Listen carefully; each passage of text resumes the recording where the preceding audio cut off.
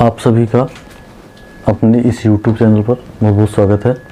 जैसा कि आप सभी को ज्ञात है कि इसके पूर्व में हम सभी लोगों ने विशेष रूप से operation black board, new education policy, education types या फिर कुछ क्वेश्चन आंसर के माध्यम से, कुछ प्रश्नोत्तरी के माध्यम से एजुकेशन के जो अवधारणाएँ थीं, परिभाषाएँ थीं, उनके अंतर्गत जो भी परिकल्पनाएँ थीं उसके बारे में जानने समझने का प्रयास किया गया था। आज हम सभी लोग अध्ययन करेंगे।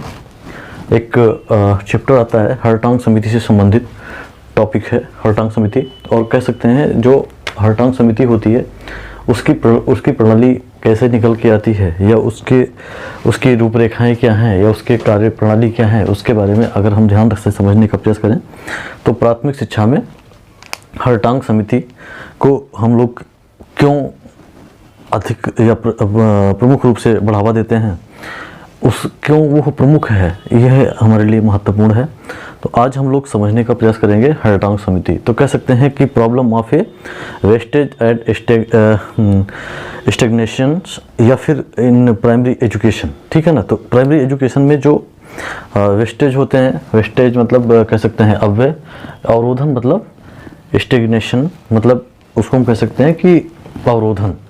तो जो प्राथमिक स्तर पे जो हरटांग समिति है, हरटांग समिति के अंतर्गत ही अव्यय अवरोधन को परिभाषित किया गया है, और उसके माध्यम से अव्यय अवरोधन क्या है, ये चीज़ों के बारे में हम लोग समझने का प्रयास करेंगे। वैसे हरटांग समिति के बारे में समझने का प्रयास करें तो हरटांग समिति इसीलिए तैयार बनाई गई क्योंकि प्राथमिक शिक्षा में बहुत सारी बालकों के प्रति या प्राथमिक स्तर पर बालकों को समस्याएं उत्पन्न हो रही थी, जो कि कहीं ना कहीं अव्यय और अवरोधन के माध्यम से उसको स्पष्टीकरण किया जाता है।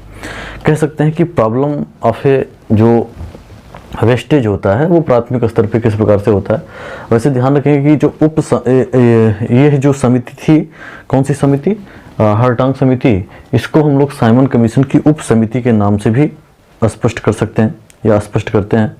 तो इसमें इसकी जो परिकल्पनाएं थी उसमें के बारे में अगर ध्यान से समझने का प्रयास करें तो उसमें कौन कौन से प्रॉब्लम्स क्रिएट हुई हैं, कैसे कैसे उसमें समस्याएं आई हैं, कैसे कैसे उसमें कार्य का निर्धारण हुआ है, इसके बारे में अगर ध्यान से समझने का प्रयास करें तो हरटांग समिति हमारे लिए बहुत ही महत्वपूर्ण है। क्योंकि जैसे इसमें बताया भी गया है कि प्राथमिक शिक्षा के क्षेत्र में अगर हम समझें तो प्राथमिक शिक्षा के क्षेत्र में प्रमुख रूप से अपव्यय और अवरोधन की समस्या का कोई नई समस्या नहीं थी।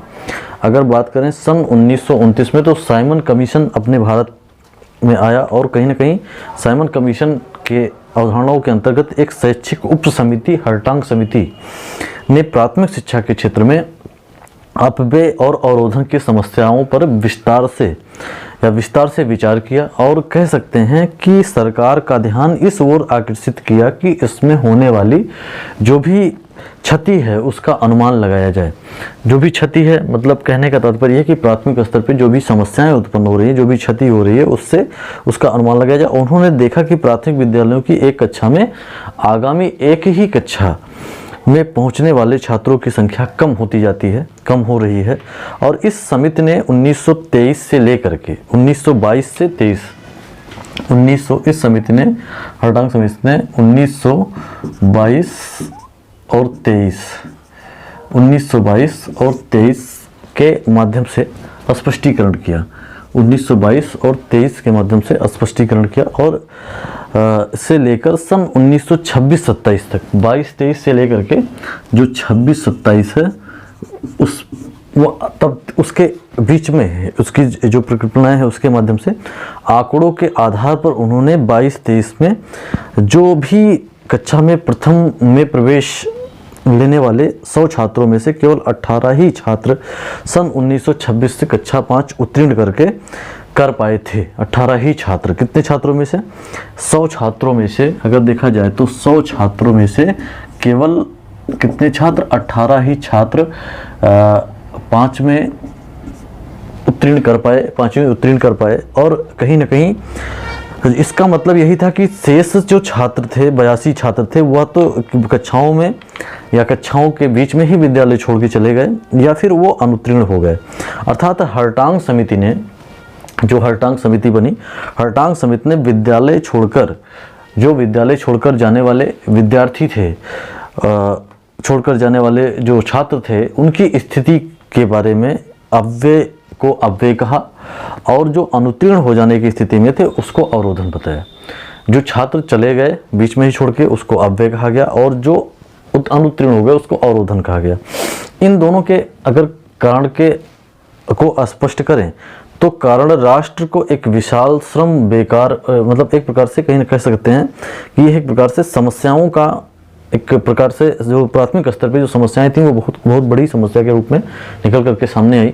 और इसी को हम कह सकते हैं कि आज भी भारत में अव्यय और अवरोधन की मात्रा अत्यधिक ही है, और इस प्रकार से यह स्थिति कहीं ना कहीं एक चिंताजनक स्थिति है, लेकिन कहीं ना कहीं इसके बारे में हम लोग विशेष रूप से जान सकते हैं और समझने का प्रयास भी इसमें करते हैं। क्योंकि प्राथमिक शिक्षा में अव्यय क्यों हो रहा है, ये चीज़ें हमको ध्यान से समझनी है। वैसे आप अगर कंक्लूजन करें, जो चीज़ें हमने बताई उस पर ध्यान रखेंगे तो कह सकते हैं कि हार्टांग समिति, जो साइमन कमीशन भारत में, उसकी उप समिति के नाम से जानी जाती है, और कह सकते हैं कि जो 1929 में ही आई थी। और भारत में देखा गया कि 1922 से लेकर के 1922-23 में इसको निर्धारित करवाया गया कि इसके माध्यम से कैसे इसमें जांच चेक किया जाए या कैसे उसको तैयार किया जाए। तो इसके बीच में 1922-23 में 26-27 के बीच में एक सर्वे करवाया गया, और उसमें 100 छात्रों को देखा गया कि वो प्राथमिक स्तर में एडमिशन हुआ, लेकिन 18 ही बालक कक्षा 5 उत्तीर्ण कर पाए। तो इसमें समस्याएं क्या थी, तो इसमें समस्याएं जो निकल के आई वो अव्यय और अवरोधन की समस्या स्पष्ट होती है। तो इसमें हम कह सकते हैं कि प्राथमिक शिक्षा में अव्यय क्या होता है। प्राथमिक शिक्षा में अव्यय अर्थात कह सकते हैं प्राइमरी एजुकेशन इज वेस्टेज, मतलब wastage in primary education. Wastage का अर्थ तात्पर्य है अव्यय से। अव्यय में इसको हम अगर स्पष्ट रूप से समझने का प्रयास करें तो इसमें कह सकते हैं कि प्राथमिक शिक्षा पूर्ण होने से पहले ही बालक को विद्यालय से हट जाना या विद्यालय का चले जाना, और कहीं ना कहीं विद्यालय से हट करके अपने कार्य का निर्धारण करना या किसी प्रकार से हट जाना, ये कहीं ना कहीं अव्यय के कारण होते हैं। ठीक है ना। तो इसके रीजन क्या थे। दूसरी नंबर चीज़ है कि इसमें शिक्षा में जो अव्यय साधारण भाषा में अर्थ अगर हम समझने का प्रयास करें तो शिक्षा में वांछित लाभ की प्राप्ति का ना हो पाना या अपव्यय हो जाना। अपव्यय, यदि बालक की शिक्षा पर व्यय किए गए धन तथा मानव श्रम के बावजूद भी बालक शिक्षा से लाभ नहीं ले पाता तो हम बालक की शिक्षा पर जो व्यय किए गए धन व श्रम है उसे हम अव्यय ही कहेंगे। उसे हम क्या कहते हैं, अव्यय ही कहते हैं। प्राथमिक शिक्षा अपने आप में एक एकीकृत इकाई है तथा इस संपूर्ण इकाई का ज्ञान प्राप्त करने के लिए ही बालक अपने शिक्षा का लाभ उठा सकता है। यदि बालक इस इकाई के बीच में विद्यालय छोड़ देता है तो उसे समय बीतने पर अर्जित ज्ञान होता है उसको विस्मरण भी कर देता है और कुछ समय के बाद वो अनपढ़ के या बिना पढ़े लिखे के समान भी हो ही जाता है। अतः स्पष्ट है कि उस बालक की अधूरी शिक्षा पर किया गया व्यय बेकार ही होता है। इसलिए हम इसको अपव्यय के नाम से भी जान सकते हैं, अव्यय के नाम से जान सकते हैं। ठीक है ना। वैसे हार्टांग समिति 1929 ने माना है, हार्टांग समिति 1929 ने इसका स्पष्टीकरण किया है और कहा है कि प्राथमिक शिक्षा में कोई लाभ नहीं है यदि वह बालक को साक्षर नहीं बनाती तो प्राथमिक शिक्षा से कोई लाभ नहीं है। साधारणतः बिना प्राथमिक शिक्षा पूर्ण किए कोई बालक साक्षर नहीं बन सकता, ऐसा मानना है हार्टांग समिति का। इस प्रकार से यदि संविधान की धारा 45 में इसको स्वीकृत संविधान या स्वीकृत अनिवार्य शिक्षा की आयु 6 से 14 वर्ष को आधार माना जाए तो यह कह सकते हैं कि 14 वर्ष की जो आयु के या आयु से पूर्व बालक का विद्यालय से हट जाना ही, जो 6 से 14 वर्ष तक के बालक होते हैं, हमने इसमें आपको बताया भी था कि 6 से 14 वर्ष तक के बालकों के लिए निःशुल्क अनिवार्य शिक्षा का प्रबंध भी प्राथमिक स्तर पर किया ही गया है और इसके पहले अगर बालक हट जाता है तो इसको हम लोग मानते हैं कि अपव्यय ही है, मतलब किसी कारणवश हट जाता है तो अपव्यय ही माना जाता है। अपव्यय के कारण क्या होते हैं ये भी चीज़ें हमको ध्यान से, किस हिसाब से वेस्टेज या फिर कह सकते हैं इसको कैसे अव्यय कैसे स्पष्ट हो सकता है या अव्यय को कैसे स्पष्टीकरण करते हैं।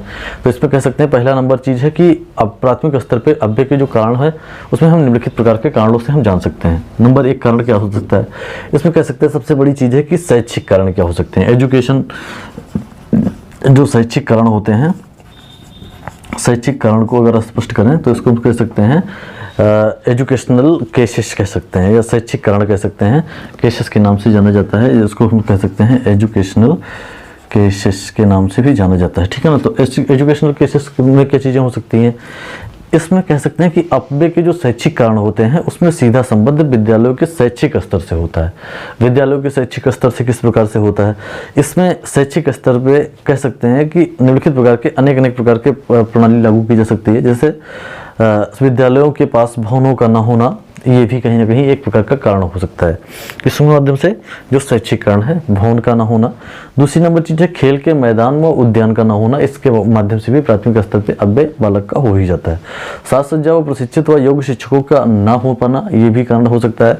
वातावरण में आकर्षण ना होना या वातावरण का अच्छे प्रकार से डेवलपमेंट ना हो पाना, ये भी कारण हो सकता है। दूसरी अगर अगली पॉइंट की बात करी जाए तो इसमें हम कह सकते हैं कि शिक्षक अपने कार्य में रुचि का ना लेना, ये भी एक प्रकार का अपव्यय का कारण होता है। बालकों को रुचि का ध्यान में न रखा जाना तथा कह सकते हैं कि स्वास्थ्य और सफाई के बारे में ध्यान न दिया जाना आदि जैसी अनेक कमियों का पाया जाना अपव्यय के ही कारण होते हैं। ये चीज़ें इसके अंतर्गत आती हैं। प्रायः बालक थोड़ी सी जगह से नीचे जमीन मतलब अलग अलग प्रकार से कह सकते हैं कि बालक जब जमीन पे ही प्रारंभ में कहीं ना कहीं इसमें बैठना प्रारंभ कर देते हैं और कहीं ना कहीं मन और मस्तिष्क में उनके अलग अलग प्रकार से भ्रांतियां भी आ जाती हैं। इस प्रकार से हम कह सकते हैं कि बालक पढ़ाई पे न ध्यान देकर के अन्य विषयों पे ध्यान देने लगता है और कहीं ना कहीं इसके माध्यम से अपव्यय होने की संभावना अत्यधिक होती है। अर्थात कह सकते हैं कि इसमें शैक्षिक कारणों के अंतर्गत, अगर शैक्षिक कारणों को देखें, एजुकेशनल केसेस के अंतर्गत देखें, तो इसमें कह सकते हैं कि इसके माध्यम भी हो सकते हैं अपव्यय के कारण के। सामाजिक एवं पारिवारिक कारण भी हो सकता है। जैसे दूसरा नंबर बताया जाए सामाजिक एवं पारिवारिक कारण भी हो सकते हैं। इसको हम कह सकते हैं कैसे शाफिय सोशलॉजिकल एंड कह सकते हैं डोमेस्टिक, ठीक है ना। तो ये चीज़ें इसके कारण भी हो सकते हैं। अनेक प्रकार की कुरीतियाँ, विवाह, जन्म और कहीं ना कहीं मरण आदि अवसरों पर कर्ज लेकर धन अधिक व्यय किया जाना, या फिर कह सकते हैं दूसरे अर्थों में कि अन्य प्रकार से कहीं ना कहीं पढ़ लिख कर बालक क्या कर सकते हैं, इस भी कहीं ना कहीं सामाजिकता के अंतर्गत ये सारी चीज़ें आ सकती हैं। बाल विवाह भी इसका कारण भी बन सकता है, ये भी कहीं ना कहीं सामाजिक या पारिवारिक कारण के अंतर्गत हो सकते हैं। ये इसके माध्यम से भी बालक के अपव्यय के कारण भी स्पष्ट रूप से होते हैं। तो ये चीज़ें अगर हम लोग स्पष्ट रूप से ध्यान रखें तो ये हमारे अवधारणाओं के अंतर्गत ही आता है, जो कि प्राथमिक शिक्षा में अपव्यय और अवरोधन के अंतर्गत ही स्पष्ट होता है। तो इसमें अपव्यय जो होता है, इसके अपव्यय के अंतर्गत अगर हम देखें तो आर्थिक कारण भी होते हैं। इकोनॉमिक कंडीशन अगर देखें तो इसमें इकोनॉमिक कंडीशन या आर्थिक कारण भी निकल करके आते हैं।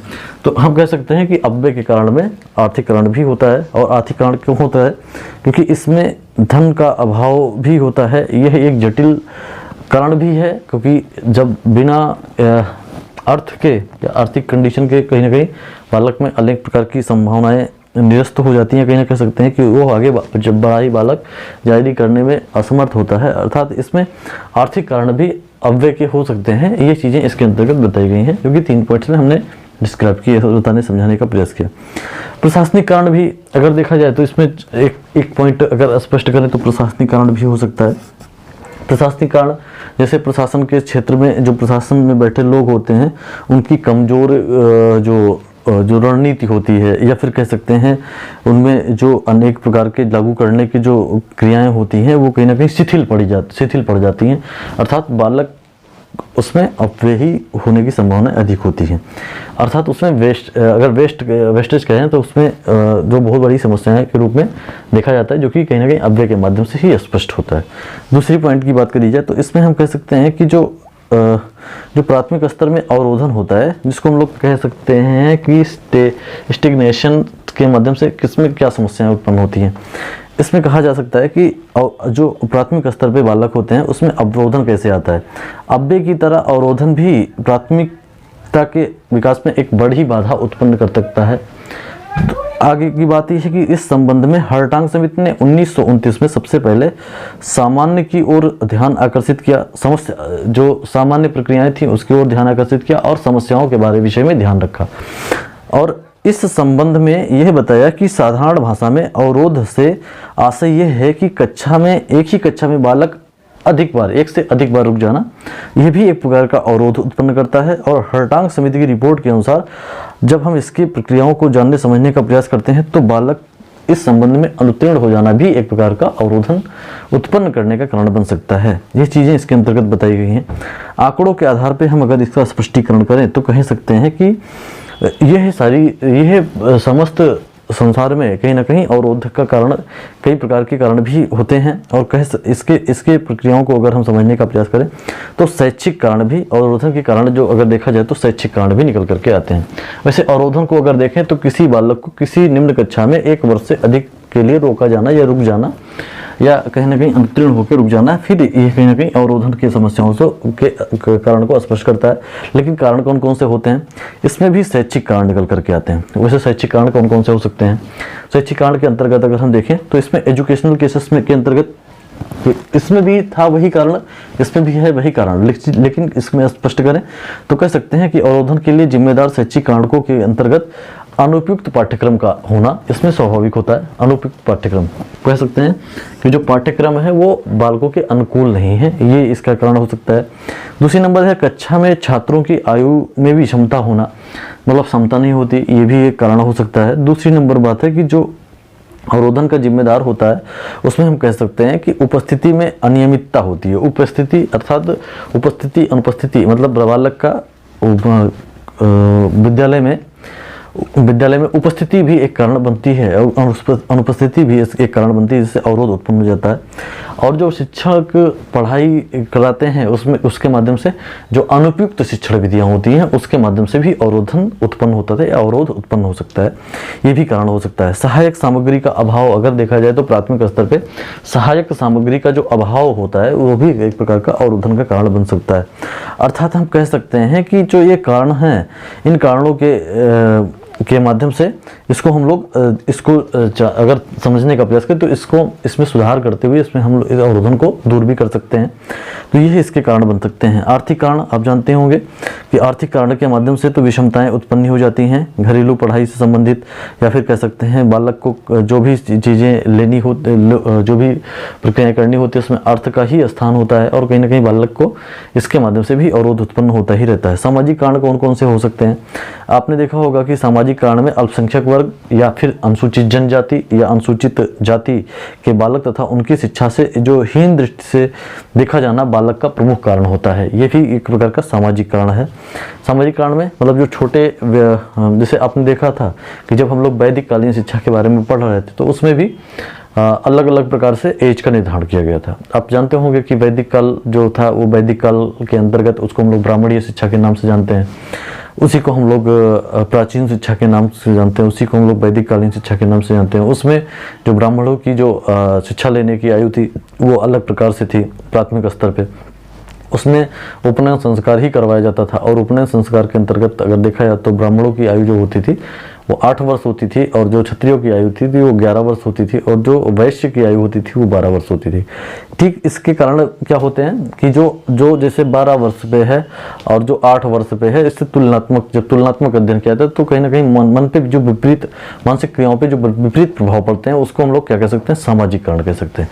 अर्थात बालक पे कहीं ना कहीं तो प्रभाव पड़ेगा। तो ये चीज़ें हम कह सकते हैं कि प्राथमिक स्तर पे जो सामाजिक कारण होते हैं उसमें जो बालक जो अनुसूचित जाति, जनजाति या अल्पसंख्यक वर्ग या फिर कह सकते हैं कि अन्य जो बालक होते हैं उनके ऊपर भी ये चीज़ों का प्रभाव पड़ता है। सामाजिक कारण में जैसे छात्र छात्राओं के प्रति हे दृष्टि की जो भावना होती है छात्राओं के प्रति, ये कहीं ना कहीं अवरोधन का कारण बन सकती है। ये भी चीज़ें इसके अंतर्गत आती हैं।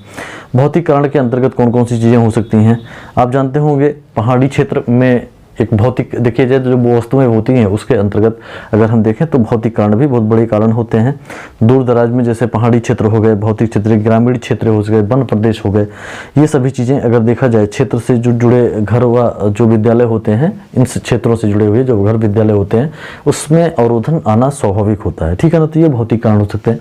प्रशासनिक कारण पे आप जानते होंगे प्रशासनिक कारण में जो बहुत सारी शिथिलताएँ बरती जाती हैं वो भी कहीं ना कहीं बालक में अव्यय अवरोधन को स्पष्टीकरण के माध्यम से हम स्पष्ट कर सकते हैं, या फिर कह सकते हैं कि इसके माध्यम से बालक में समस्याएं उत्पन्न ही हो जाती हैं। तो ये चीज़ें अगर हम लोग देखें तो इसको दूर भी किया जा सकता है। जैसे आपने देखा होगा कि जब कभी भी कोई भी प्रक्रियाएं लागू की गई हैं या जो भी चीज़ें स्पष्ट किया गया है तो इसके अंतर्गत अगर हम लोग समझने का प्रयास करें तो इसमें कह सकते हैं कि जो भी कारण बताए गए, चाहे वो बालक को विद्यालय से हट जाना ही हो या फिर कह सकते हैं कि बालक को 1 वर्ष के अधिक के लिए हट जाना हो, तो इसकी समस्याओं को दूर भी तो किया जा सकता है ना। तो ये चीज़ें अगर देखें तो समिति ने इस चीज़ों पे विचार किया, और समिति ने, कौन सी समिति ने, हरटांग समिति ने इस चीज़ों पे विचार किया और इन चीज़ों को देखा, जाना, समझा और कारण भी पता लगाया।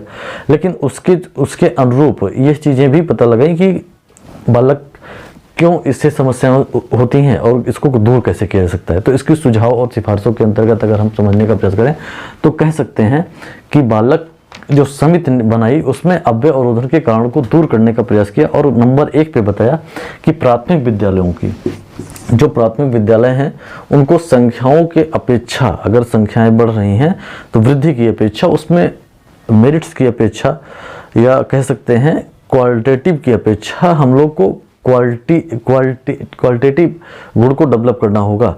इसमें कह सकते हैं संख्यात्मक या क्वांटिटेटिव के अंतर्गत नहीं, हम लोग क्वालिटेटिव के अंतर्गत जाएं और उस पर बल दें, फोकस करें। मात्रा के आधार पे नहीं, गुणों के आधार पे हम लोग उस विद्यालय को विकसित करें।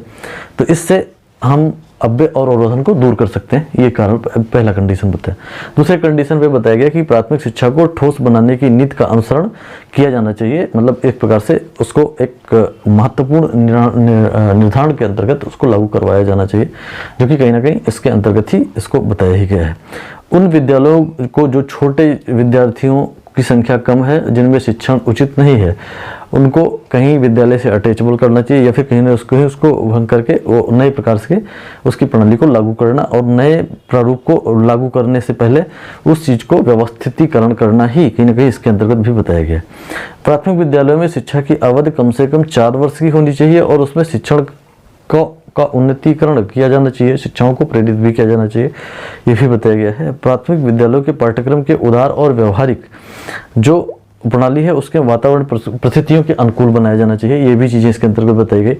विद्यालयों के लिए समय अनुकूल, उसमें शिक्षण के समय निर्धारित करनी चाहिए और उसमें छुट्टियों का समय भी निर्धारित होना चाहिए। और इसके अनुसार उन्होंने यह जो हरटांग समिति ने उसने सुझाव और सिफारिश भी दी थी। तो ये चीज़ें हमको विशेष रूप से ध्यान रखने की आवश्यकता है, जो कि अव्यय और अवरोधन को स्पष्ट करती है। और इसमें ये भी चीज़ें बताएगी कि जो पाठ्यक्रम हो, जो कैरिकुलम हो, आप जानते होंगे कि हमने जब आपको क्लास में बताया था तो इसमें कैरिकुलम शब्द आया है और कैरिकुलम को हमको पाठ्यक्रम भी कहते हैं।